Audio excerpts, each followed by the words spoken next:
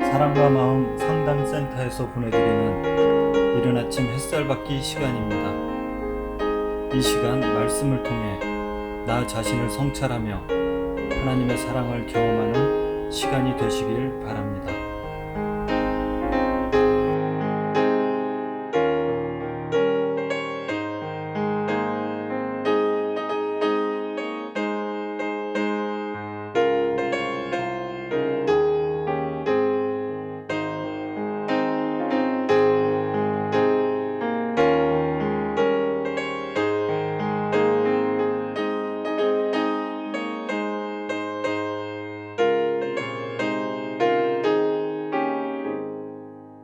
오늘은 내가 변하지 않는 진짜 이유라는 주제를 가지고 말씀을 전하도록 하겠습니다. 본문 말씀은 잠언 3장 5절에서 7절 말씀입니다. 너는 마음을 다하여 여호와를 신뢰하고 내 명철을 의지하지 말라. 너는 범사의 그를 인정하라. 그리하면 내 길을 지도하시리라. 스스로 지혜롭게 여기지 말지어다. 여호와를 경외하며 악을 떠날지어다. 본문 말씀에서는 내 명철을 의지하지 말라. 모든 일에 하나님을 인정했다면 하나님께서 나의 길을 지도해 주신다. 나 자신이 지혜롭다 생각하며 착각하지 말고 여호와를 경외하라고 말하고 있습니다. 본문의 말씀을 보면서 저는 최근에 교회 청년들과 토론을 했던 아들러의 미움받을 용기 책의 내용의 일부가 생각이 났습니다.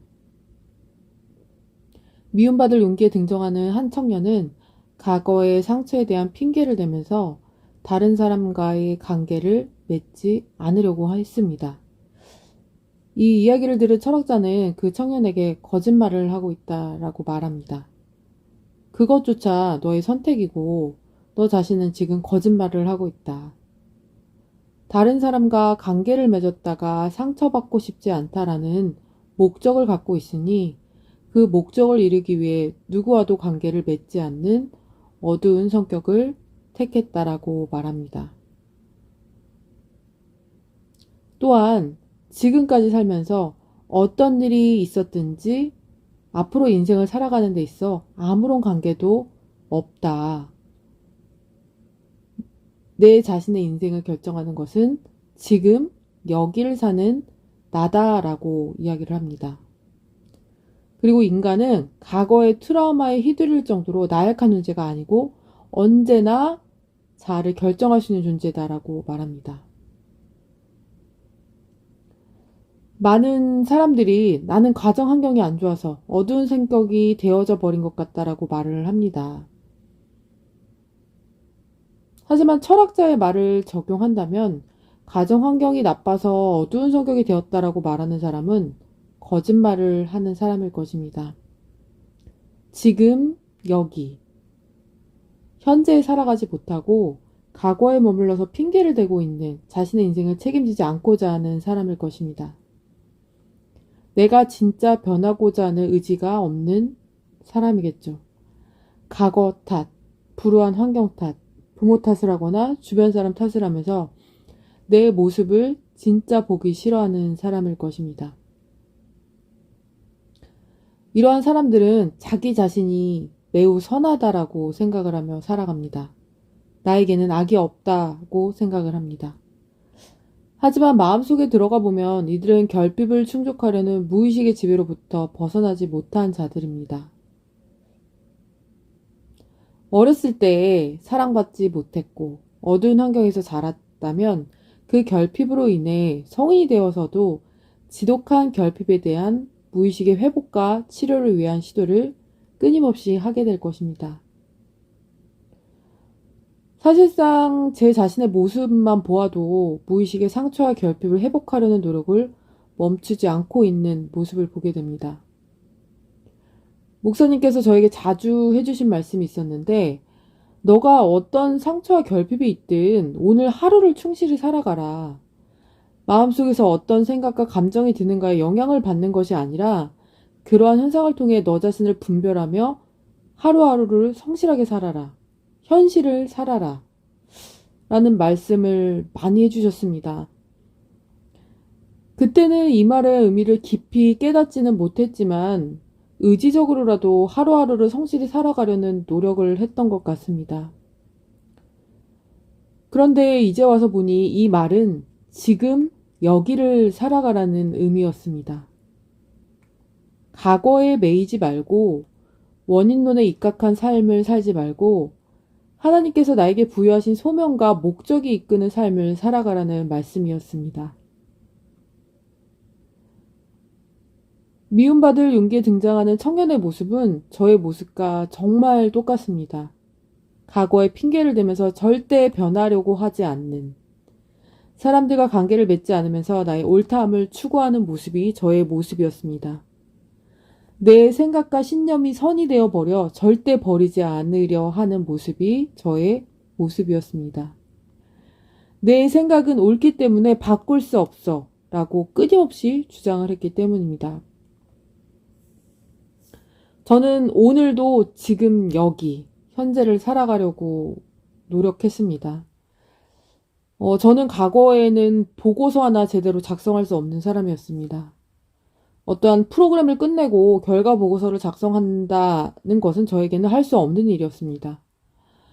그런데 나에게 맡겨진 일, 미룰 수 없고 누군가에게 책임을 전가할 수 없는 일이 내 앞에 놓였을 때 저는 그 일을 해낼 수 있는 사람이었습니다. 평가를 두려워하지 말고 부딪혀 보자라는 마음을 먹고 컴퓨터 타자를 쳐 내려가면서 정리해 나가는 작업을 계속하면서 군더더기 없이 내 생각을 표현해내고 있는 나를 발견하게 되었습니다. 내가 정말 변하고 싶다면 나는 지금, 여기, 현재를 살아가야 합니다. 아직도 내 마음속에서는 결핍과 상처를 주장하며 다시 나를 무의식의 세계로 끌어 주저앉게 만들어 버리고 있다는 걸 저는 너무나 잘 알고 있습니다. 그래서 지금 현재를 살아가려고 노력을 하고 있습니다. 사람들은 내가 진짜 변했으면 좋겠고 나를 변화시키고 싶다고 말합니다. 그런데 말로만 변화되고 싶다고 하는 거짓말을 하는 경우가 매우 많습니다.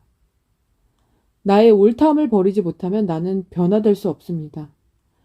성경적 관점으로 나를 재조명해보고 나를 객관적으로 볼 수 있는 눈이 열려야만 변화가 될 수 있습니다. 내 마음속에서 옳다함을 주장하고 있는 것은 내 인생에 책임을 지지 않으려 하는 메시지였습니다. 나는 형편없는 부모님을 만났으니까, 좋은 환경에서 자라지도 못했으니까, 그러면서 저는 진짜 변하지 않으려 했습니다. 오늘도 우리는 선택의 갈림길에 놓입니다. 과거를 선택하느냐, 지금 여기 현재를 선택하느냐, 옛사람의 목적을 선택하느냐, 새 사람의 목적을 선택하느냐. 요즘 들어 저는 선택을 하고 그것에 대한 책임을 진다는 것에 대한 의미와 깊이가 새롭게 다가옵니다. 그동안은 책임을 전가했던 삶이었습니다. 아담과 하와가 선악과를 따먹고 뱀의 핑계를 댄 것처럼 말입니다. 내 수치를 들키기 싫어 누군가를 대상 삼아서 핑계를 대고 있는 삶이었습니다. 예를 들어 살을 빼지 못하는 이유. 나는 피곤하니까 운동할 시간이 없다는 핑계를 대면서 몸매 관리에 책임을 지지 않으려 하는 것도 책임을 지지 않고자 하는 내 모습이었습니다. 같이 일하고 있는 선생님에게 하고자 하는 말이 있는데도 그 사람이 불쾌함을 느낄까봐 말을 하지 않고 있는 내 모습도 내 삶에 책임을 지지 않는 모습이었습니다. 이처럼 우리의 삶에 책임지지 않고 변하지 않으려 하는 모습, 안주하고 머물고자 하는 모습은 나에게 깊숙이 배어져 있을 것입니다. 이것은 무의식의 집에 머물러 변하려고 하지 않는 것이며 자기의 옳다함에 머물러 있겠다는 것과 다름이 없습니다. 이제는 더 이상 책임을 전가할 수가 없습니다. 모두가 내 탓이고 내 선택에 대한 책임은 내가 져야만 합니다. 내 수치를 직면하는 것도 나의 몫이고 수치를 직면하면서 겪게 되는 아픔도 내가 겪어야만 합니다. 피할 수 있는 것은 없습니다. 옛사람을 십자가 죽이러 가는 길 또한 피할 수가 없습니다. 나의 옳다함에서 벗어나서 믿음의 의로 가는 길 중에 겪게 되는 아픔 또한 피할 수가 없습니다. 이제는 내 인생에 책임을 집시다. 먼저 내가 가진 복음에 대해 책임을 집시다. 말씀을 귀로만 듣고 교회에 왔다 갔다만 하는 행위에 치우치지 말고 성경 한 구절만 가지고도 고민을 해보는 하루를 살아갑시다. 그리고 나의 옛사람이 추구하는 목적이 아닌 하나님께서 나에게 부여하신 참 목적인 복음을 전하는 목적을 가지고 살아가는 성도 여러분이 되시기를 기도합니다.